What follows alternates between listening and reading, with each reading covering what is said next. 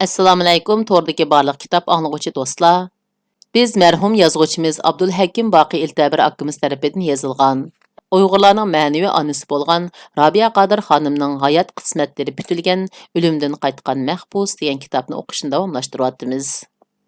Oldingi qismda biz Rabia Qadir xonimning O'rta Osiyo, Turkiya va Yevropalardagi ta'sirli ish faoliyatlari va nutqlarini Belgaytisini kutib olgandan keyingi hosil qilgan ajoyib natijalarini o'qib o'tdik. Endi davomini o'qiymiz. Amerikaga tunji safar. Rabia Qadir xonim boy bo'lib kuchlangan seri hukumatning nazarida siziqdan chiqib ketyotdi. U hukumatning belgimlari ichidan foydaliqlarini tanlab o'zgartib ishlatsa, xalqqa manfaatsiz yoki ziyonli deb qarag'anlarini ijro qilmaydi. Hatto qarshi chiqadi. Bu jihatda uning eng hushyor maslahatchisi va yordamchisi Sidiqoji Ro'zi edi. Sidiqoji atrofidagi bir to'p yozuvchi, shoir, jurnalist do'stlari orqali jamiyatning siyosiy va ijtimoiy vaziyatidagi davolg'uchlarni sezgurlik bilan kuzatib, Xitoyning yangi nayranglari yoshiringan hujjatlarining mohiyatini tahlil qilib turadi.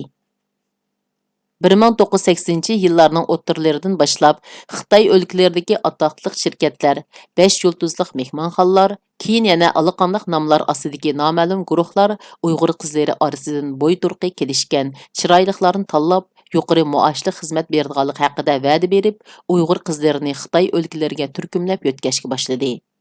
Rabia Qadir xonim bir qitim Guangzhouga mal olg'ili berib, shu yerdagi bir mehmonxonada Uyg'ur qizlari borligini boshqalardan angladi va yoshirincha tekshirib boqdi. Mehmonxona xo'jayinlari Uyg'ur qizlarini hech kim ko'rsatmaydi. Rabia xonim yerlik bir kishiga pul berib, yoshirin aloqalashib, bu qizlarning chet elliklarga va Xitoy boyvachchilariga bir kechiligi 2-3 ming so'mdan setilganligini, qizlarni odatda sulab qo'ydiganligini va qattiq urib xo'rlaydiganligini egalladi. Rabia xonim bu xil ahvoldan bir qanchisini aniqlab chiqqandan keyin tekshirish materialini tayyorlab, siyosiy kengash orqali hukumatga yetkazdi. Lekin ba'zilar yanada aldinib qizlarni Xitoy o'lkalariga avatib etdi. Hukumat jiddiy bir tadbir ko'rmayotdi. Rabia xonim bo'lsa achchig'da Sidiqojiga shundoq dedi. Sen qiyim turdini paqpaq kitoblarini baholab, obzor yozaman degicha, oldi bilan Xitoy o'lkalarida Yaponlarga, Shangangliqlarga, Yingangchi Xitoylarga setilayotgan qizlarimizni qutuldirgan bir narsa yazsang bo'lmamdi? Sidiqoji Ro'zining Urumchi kashlik gazetida 1994-yili 1-oyning 13-kuni e'lon qilingan ota-onalar va qizlarimizga murojaat mavzusidagi maqolasi jamiyatda zilzila paydo qildi. Xalqning kuchlik noroziligini ifodalagan bu maqola yerlik hukumat doiralarining oz-to'la tadbir elishiga sababchi bo'ldi.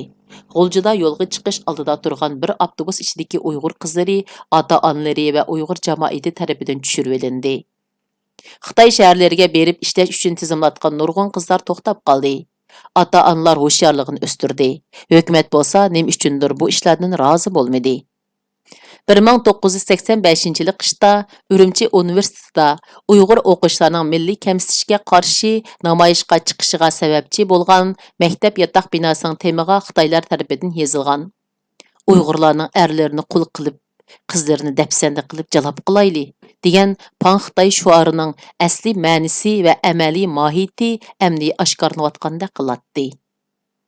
Jamiyatdagi qisman nachar xohishlar deyilayotgan Uyg'ur qizlarini, o'smirlarini aldab Xitoy shaharlariga opirib setish, fohishiga zo'rlash, o'g'irlik va heroin tijoratiga o'gitishdek suiqasdlik hamda planliq jinoyatlar bilan uningga qarshi yuzturana kurash qilish.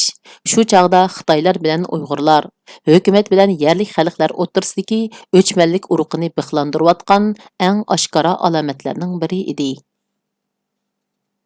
Aradan uzun o'tmay Sidiqojining Nafsingni yig'ivol naqshi o'g'risi Wang Lobin nomli maqolasi Urumchi kashlik gazetida e'lon qilinib, xalq orasida alohida ta'sir qo'zg'adi. 1949-yili Wang Jin, Wang Inmao deganlarning qo'shini bilan billa Uyg'urlarning ziminiga oyoq bosgan Wang jamiyati, Wang Lobin, yo'lvas yo'q tog'da maymun podshoh degandek Uyg'urlarning qadimiy xalq naqshlarining patni to'quqini qilcha aymanmasdan qalaymaqan notalashtirib, o'zining ijodiyati deb Tayvan Shangang savdogarlariga setib etgan edi. Sidiq Hacı yazgan Fın Xanım və Abdurlarning tarixiy qarshi nomli maqola Keşik gazetida e'lon qilinganda Xitoy tarixchilari g'o'dirishga boshladi. Yana ko'p o'tmay Sidiq Hacıning Britaniyaning Hindistondagi hukmronligining kelgusi natijasi nomli tarjima maqolasi Soda gazetida e'lon qilindi. Maqolada sen silayotgan egiz qavat binolar, tortayotgan temir yo'llar xalqni ozodlikka chiqarmaydi. Azadlıqның haqiqiy ma'nosi ishlab chiqarish kuchlariga kim hukmronlik qilish masalasidir degan jumla stata keltirilib, Britaniyaning Hindistonni besib olganda yerlik xalqning hamma kasbini yo'q qilib etganligi, yog'ochchilik, mozdozchiliklarni tortib olganligi, Hindi xalqini munbat yerlardan, suv manbalaridan, bozordan, maarifdan siqib chiqarib etganligi hamda hamma joyni ko'chmanlarning egilib ketganligi fosh qilingan. Oxirida Britaniyaning Hindistonga odillik bilan mustaqillik berganligi o'ttirg'a qo'yilgan edi. Bu hol Xitoy hukmronlarining bugungi hech farqlanmaydigan abdi bashirsiga dartinlangan edi. Afsuski, bu maqoldagi mavzu va statlar Marksning so'zlari edi. Sidiq Hacı orqadilla Beijingdagi Xitoy partiya maktablarining jurnalida e'lon qilingan Sovet ittifoqining gumron bo'lishining tajribalarini yakunlamasak, bizmo Tibet Uyg'ur rayonidan ayrilib qolamiz degan mazmundagi bir parcha maqolasini tarjima qilib nashr qildirdi. 1994-yili qishda Sidiq Hacı 2. Dünya urushi mezgildagi Uyg'urlarga oid ba'zi sirlar ichib tashlangan Raqiblar va ittifoqdoshlar nomli cho'ng hajmdagi kitobni tarjima qilib, o'z xarajati bilan 7000 nusxa bostirib tarqatdi. Bir yildan keyin yosh o'smirlar nashriyatiga bu kitobdan 27000 tiraj buyurtma kelgan bo'lsa-mu, Partikom basma ishlariga qo'l tiqib kitobni besishga yo'l qo'ymadi. 1996 yılı 1. ayda Ürümçide Uyghur klassik edebiyatı ilmi muhakeme yığını ötküzüldü. Yığın başlanışında Partikom Təşviqat Ministri Feng Dajing yığınның temisinden çettigen halda. Yaqında ma'lum bir ziyoli 4-5 parça maqal yazdı, tercüme qildi, bir kitap nashr qildi. Hammasi-da tig' uchini partiyamizga qaratdi. Tarixni burmalab, bölgünchilik ideyasini targ'ib qildi, deb Sidiq Hacıni dartimladi. Onun bu sözleri Әтсі Şinjan gazetida e'lon qilindi. Sidiq Hacı Rozining adabiy asari obzorchiligi bilan shug'ullanib, Uyg'ur g'alchilar adabiyotiga vakillik qilguvchilarning abdi bashirsini chuvitib, Uyg'ur adabiyoti sohasidagi soxta manhiychilar, ko'chirmkashlar va saroy adiblarini to'pqa tutib parakanda qilayotgan ozdek, amdi jamiyatdagi Uyg'urlarning uyg'onishiga doir va hukumat organlaridagi savodsiz qilmishlarga qarshi zambirak to'pidek etilgan maqolalari Partikom tashviqot ministrlarini bekla andishiga soldi. Hükümet Abdunum rayonundaki eng dаңlıq bay Rabia Qadirning eri, Ma'arif institutining do'stneti Sidiq Hacıni qandaq to'sishning yo'shirin yo'llarini izlayotganda, qerishqandek ularning yo'lini to'silgan Sidiq Hacıning salohiyatini xalq orasida qonunlashtirgan bir voqea yuz berdi. Tangritaq jurnali baş muharriri Abdulhakim Baqi, Ürümçi şəhərlik yazğıçlar cəmiyyətinin muavin rəisi, baş katibi salohiyati bilan idora partiya yachikisining qarorini ilib, yuqoriga doklad qilmasdilla, mamlakat bo'yicha xalqning ra'yini sinash ilib berib, Partikomning to'sqinligiga qaramasdan haqiqiy statistika sonini e'lon qilib, xalq eng yoqtirgan obzorchilar Sidiq Hacı Rozi, Muhammad Polat, Anvar Abdurahimlar, xalq eng yoqtirgan yozuvchilar Aqdam Ömər, Zordun Sabir, Muhammad Emin Hoşurlar, xalq eng yoqtirgan shoirlar Ahmadjon Osman, Osman Saud, Muhammadjon Rashidillarning ismligini jakarladi. Xitoyda mamlakat bo'yicha sifatlik baholangan, yoshlar suyib o'qiydigan ko'p tirajliq Tangritaq jurnalida Sidiq Hacıning rasmiy bilan tunishtirilishi, uni qo'g'daydigan qalqon bo'lib qolgan edi. Xuddi shundaq sababdan Xitoylar tarixchi, olim Turg'un Almasqimi qo'l tegizolmayotdi. Keyingi vaqtlarda bütün Uyg'ur yurtlarida mayli kadrlar, ziyonlar, o'quvchilar orasida bo'lsin, mayli hunarvan, dehqon, tijoratchilar orasida bo'lsin, hukumatga qarshi kayfiyatning kuchayishiga Sidiq Hacıni sababchi deb tunigan Xitoy bexatarlik idorasi xodimlari Sidiq Hacıni qanday qilib qopqonga tushirishning planlarini tuzishga boshlagan. Qo'lga ilish yo'l yo'rig'ini topshirib olgan edi. Rabia xonim uzun quloq yaqinlaridan bu xabarni anglab qolgan edi. Sidiq Hacı Rozi 1966-yillari Ürümchida universitetda o'qiyotgan mezgilida Uyg'ur o'quvchilarga yetakchilik qilib Xitoy zulmiga qarshi tashkiliy kurash qilgan. 1969-yili Sharqiy Turkiston Xalq partiyasining yetakchilari qatorida qo'lga ilinib, Xitoy zindonlarida 10 yil so'roqsiz yetib chiqqan edi. U yana xalqni munqarizlikdan qutuldirishning yo'llari ustida izlanib, Robiya xonim bilan uylangan edi. Endi uning yana turmaga kirib yetishi bo'lsa, yetib ochqudek qurbon berish bo'lib hisoblanadi. Shu maqsadda Robiya Qadir xonim muhojirlar idorasidagi Mahinurni tepib, Amerikaga chiqib tijorat qilish bahonasida pasport hal qilish yo'liga mangdi. Mahinur Beyjingdagi muhojirlar idorasida ishlaydigan tunishi Gu Baojing degan bir Xitoyga pora berib o'g'irlikcha pasport ishlatkizdi. Robiya Qadir xonim Sidiqoji va Mahinurlar viza ilish uchun pasportlarni ko'tarib Amerikaning elchixonasiga kirganda uchratda turgan minglarcha Xitoylarni ko'rib orqasidagi radda turdi. Dal shu paytda bosh elchi o'zi chiqib Robiya xonim bilan ko'rishdi va ishxonasiga boshlab kirib uni qarshi oldiganligini bildirdi ham ularga va 4 bolaga tangla viza bijirib berdi. 1995-yili sentabrda Beyjingda nashr qilingan Xitoy haftalik xabarlari jurnalining inglizcha 36-sonidagi Xinjiangdagi eng cho'ng boy Robiya Qodir nomli maqolda Robiya Qodir xonim tafsili tunishtirilgan edi. Boshqa xalqarada tarqalgan jurnallardami uningdagi Xitoydagi 10 cho'ng boyning 7-chisi Robiya Qodir, Xitoydagi eng boy ayol Robiya Qodir degan maqollar berilgan edi. Mana bular Amerika elchixonasining uningga va Sidiqoji Roziga viza berish uchun yetarli dalillar edi. Robiya Qodir xonim 1996-yili 4-oyning 24-kuni eri Sidiqojini Xitoyning tumir qapisi ichidan hech kimga sezdirmay sog'-salomat Amerikaga elib chiqdi. Uzun o'tmay Sidiqojining qochib ketishi uchun yoshirin pasport ishlab bergan Beyjinglik Xitoy Gu Baojing pash bo'lib xizmatidan haydalib qo'lga ilindi. Robiya Qodir xonim Amerikaga kelgandan keyin oyda $1000 uy ijarasi to'lab, bir Uyg'urning uyiga o'rinlashdi.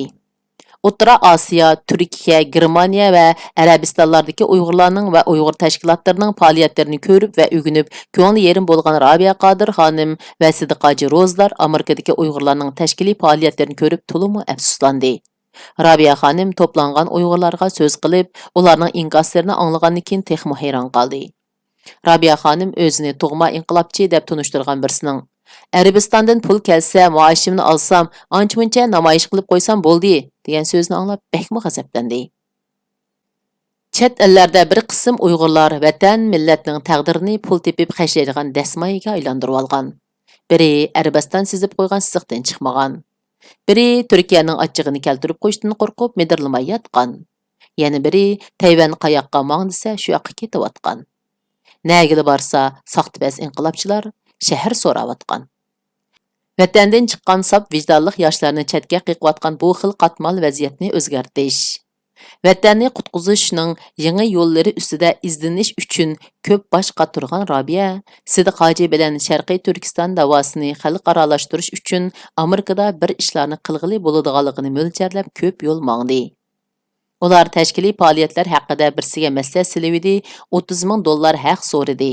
Pulni ilib uyan-buyanga chepib qo'yib, uzoq o'tmayla pul tugidi deb qarab turdi. Orqadan yana $60,000 so'radi. Robiya chidamadi. Robiya Qodir xonim xeyli yo'l mingib yurib, 1996-yili 5-oyning 16-kuni Amerika parlament a'zosi Kristofer Smit bilan ko'rishib, uningga Uyg'urlarning dard ahvolini shikoyat qilibdi, uni ancha va ko'ngil bo'lmayotganligini his qildi. Robiya xonim ich-ichidan hasratni bulduqlab yig'lab ketdi. O'zini parlament ishxonasining palampiga tashlab, o'ksib yig'ildi. Robiya xonim unlik ovozda: Amerika vatanimning ozodligi uchun qasam bermasa, men o'lishga rozi deb to'lidi hamda tarjimonga murojaat qildi. Xitoy bo'yicha eng cho'ng boylarning biri, millioner Uyg'ur ayol, hamma kishi beshil ko'tarayotgan boy, Tiamin ravoqlariga pisand qilmagan, g'ururi osmon palakdagi mag'rurona Robiya bugun o'zini yerga urib nola qilmoqda edi. Nima uchun? Kim uchun? Uning nolisi, uning yig'isi, uning faryodi, uning Amerika Kongressining palampaylarida bo'ylab to'kilayotgan ko'z yoshi malaika farizatlarning nazariga noil bo'ldi. Demak, Allohning dargohiga yetdi. Bu echinishlik manzara qarab turgan insonning qalbida hesdashlik tuyg'usini uyg'otdi. Bag'ri tosh odammu malaikalarning ishorati bilan yumshab ketadi. Rabia xonim shu topda o'zini xo'rliq palampiga tashlagandek qilg'ini bilan amaliyotda Amerikalikning yuragiga bisib kiryotdi. Keyin buni anglagan ba'zi bag'arazlar xuddi g'ururi bordek, g'ururimiz to'kilib ketdi deb vaysab numus qilib ketganmish. Rabia xonim har bir daqiqada bir aql tepiyotdi. U Amerikani dunyoda hukirtayotgan Amerika dollari ishkanligini, dunyoda iqtisod sarmoyasiz ijtimo qilg'ili bo'lmaydiganligini, xalq uchun yana nurg'un badal to'lash lozimligini, Xitoyning siyosiy kengash sahnasidan foydalanib, Uyg'urlarni uyg'otish, Xitoylarga ta'sir ko'rsatish, milliardlab pul tepib, ondan vatanni qutuldirishdek mas'uliyatning o'z zimmasiga yuklanganligini cho'nqir his qildi. U har qanday xiyim xatarni ko'z oldiga keltirib turib, qilcha ishkilanmasdan vatanga qaytdi. Xitoylar oldi bilan Rabia xonimni chandırmay qattiq nazorat qildi. So'roqlar so'radi. Rabia xonim savollarga tegishli javobini berib, quyruq tutqizmadi. 10 yildan beri Rabia xonim ko'p qitim chet ellarga chiqdi. Qaramliq bilan nurg'un ishlarni qildi. Uyg'urlarning tashkilotlariga pul berdi, aql berdi. Siyosiy faoliyatlarga, yig'inlarga yo'shirin qatnashdi. Ammo hozirgacha hech kim uni sotmadi, chiqishtirmadi. Hatto chet ellarga Xitoy josusi nomini olganlarimi bildiganlarini oshkorlashga petin olmadi. Chunki Rabia xonimning qalbidan urg'ib chiqib, uningga ta'sir qilgan sehriy kuch hamda Xitoyga setilgan bu josusning vatan ozodligiga bo'lgan zaricha tatliq orzusi uning Rabia xonimni setib etishiga yo'l qo'ymaydi. Shunlashqa Rabia xonim har joyda mag'rurlik bilan "Mening Uyg'urimdan josus, xoin, sotqin chiqmaydi" deb jakarlaydi. Xitoy amaldorlari bilan suhbatlar. Uyg'urlarda puling bo'lsa jangal sho'rpa degan maqol tamsil bor. Rabia Qodir xonim Xitoy bo'yicha dangliq millionerga aylangandan keyin Xitoyning eng yuqori qatlamlaridagi qizil darvozalar, surlik to'siqlar va sirliq eshiklarning hammasi ochilib ketdi. Uning siyosiy kengash, ayollar birlashmasi va savdo sanoat ishlar birlashmasidagi huquq amallari hamda mol dunyosi har qanday to'silg'ularni ikki yoqqa qayirib qo'yib, uning yo'lini dag'dam qiladi. Merkezden tartib Abnum rayongacha, Jiangzemin, Liping, Xujintaudan tartib Seypidin, İsmail oblatlargacha hammasi Rabia xonimning odatdagi muomala qilishdigan kishilarga aylanib qolgan edi. Urumchida bo'lsa raislar qo'rusi deb atiladigan qatmoqat harbiylar postda turib qo'g'daydigan san'at institutining yeniga joylashgan amaldorlar qo'rusidagi har qanday amaldorlar Rabia xonimsiz mehmon chaqirmaydan holga kelgan edi. Rabia xonim amaldorlarning hammasining xotinlari bilan quyuq bordi keldi qilatdi-da, bir mezgildan keyin ularning yaqin do'sti bo'lib qoladi. Dastlab Rabia xonimga to'salg'i bo'lib yoki may tortib yurgan amaldorlar, masalan, bank boshlig'i, boj idorasi boshlig'i va bexatarlik nazorati noziri degandeklar Rabia xonimning uyida ba'zi yuqori darajalik boshliqlarni ko'rgandan keyin asta-asta Rabia xonimning mehmoniga aylanib qoladi. Amaldorlar tasdiqi va ijtimoiy munosabat to'ridan boshqa narsa oqmaydigan Xitoy jamiyatida bu xil diplomatiya, biror ishni maqsad qilgan kishi uchunmi, pul boylik tepish uchunmi, bakmu zarur chora tadbirlar bo'lib hisoblanadi. Ammo xeyli imkoni va aqli bor tadbirliklarmi bu o'tganlarning hammasidan o'ngishga o'tib ketolmaydi. Chunki ish bitgandan keyin odam tunimaydigan psixika bilan tarbiyalangan Xitoy amaldorlari gezi kelganda 1 minutda yuzini o'rib dushmanga aylana oladi. Rabia Qodir xonim bu xil diplomatiyada eng usub chiqqanlardan hisoblanadi. Rabia xonim ishlari texi ro'naq topmagan bir chaqda hamma pulini tartqizib qo'yib, Xitoy shaharlaridan quruq qo'l qaytib kelganda eg'ir oyoq bo'lib, og'rib qilib, 3-doktorxonaga davolang'ili kirdi. Patam doktor uni astoydil davolab, bir kuni yana munchida pokiz yuyib qo'ydi. Bu yeshig'icha beshiga kun tushganda bunchalik kuyimchanlikni ko'rib baxman Rabia xonim qattiq ta'sirlanib, "Rahmat Patam doktor, men sizga duo qilay. Ilohim, eringiz Muhammad Sunun nozir bo'lib o'ssin" dedi.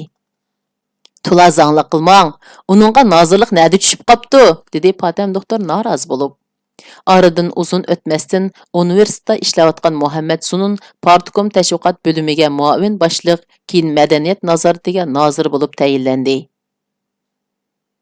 Yana bir qitim bir choyda Rabia Qodir xonim plan komitetida ishlayotgan Oblat Abdurashidning xotini Gulbostonga "Sening ering Timir Domatning o'rniga rais bo'lib o'sidi, qarab tur" dedi.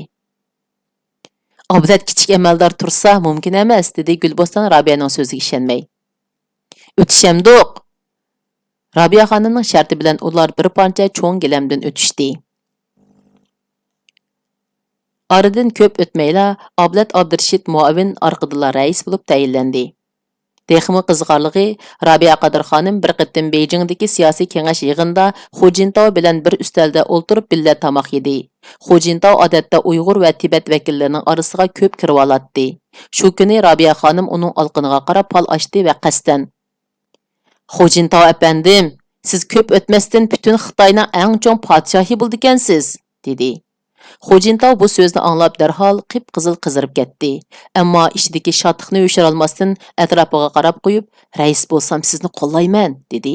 Rabiya xonim darholla: "Xu Jintao apandim, birinchi boshliq bo'lsangiz Uyg'urlarning huquqini o'z qo'liga beramsiz", deb so'radi. Xu Jintao bu so'zni anglab cho'chib ketdi. U atrofiga yana bir nazar selib etib: "Rabiya xonim, siz bek qo'rqinchli gap qildikansiz. Diqqat qiling. Ishqilib birinchi boshliq bo'lsam, sizlarga ko'p yaxshi ishlarni qilib beraman. Agar davlatning manfaatiga to'g'ri kelsa, huquqinglarni beraman", dedi. Ba'zi tasodifiy hodisalar kishini hayron qoldirdi.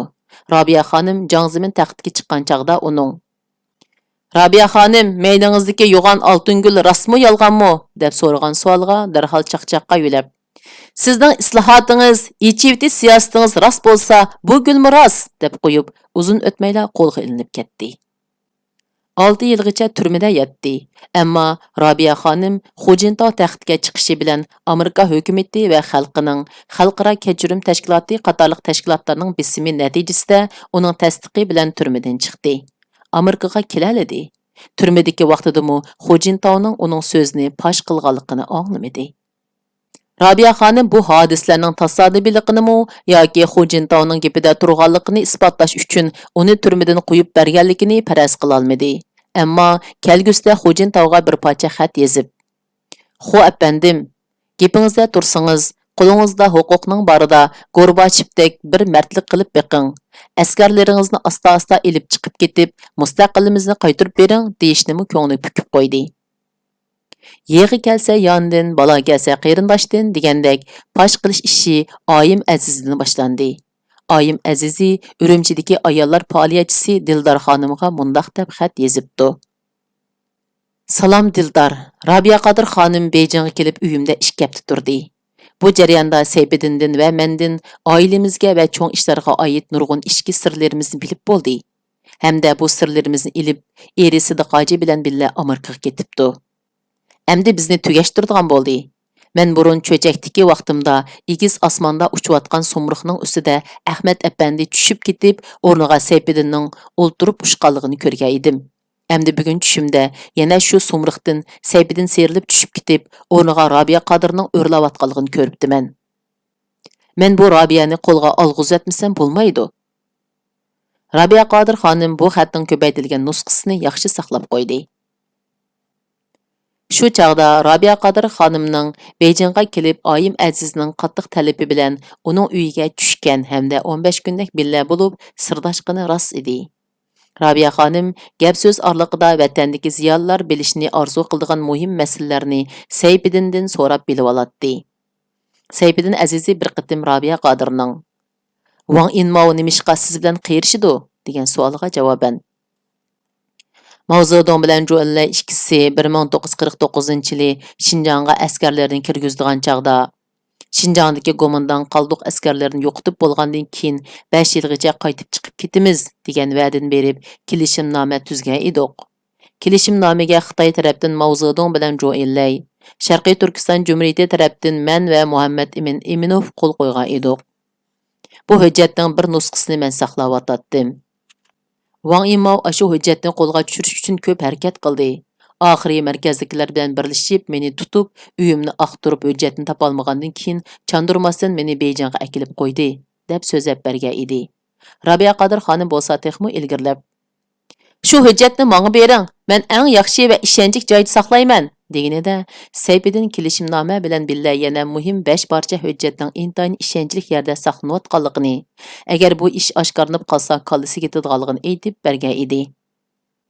U yana uyi aqtirilganda ilib ketilgan hujjat va materiallarni Joyelley shaxsan o'zi ilib ketganligini va nega o'rlashtirganligini bilmaydiganligini so'zlab bergan edi. Rabia Qodir xonim yana Ahmadjon Qosimi qatorliqlarning suiqasdlik plan bilan o'ldirilganligi rostmi? Hamma kishi sizni oldin xabardor edi deydi-ku, deb so'rg'inda Sayfiddin. Bu voqeaning tafsiliy jarayonini ruslar biladi, chunki ular Xitoylar bilan birga planlagan. Men voqeadan ilgari ozroq shapisini ufqaydim, lekin undaq vahshiy bir ish bo'lganligini xiyolimga keltirmabdiman, deb javob berdi.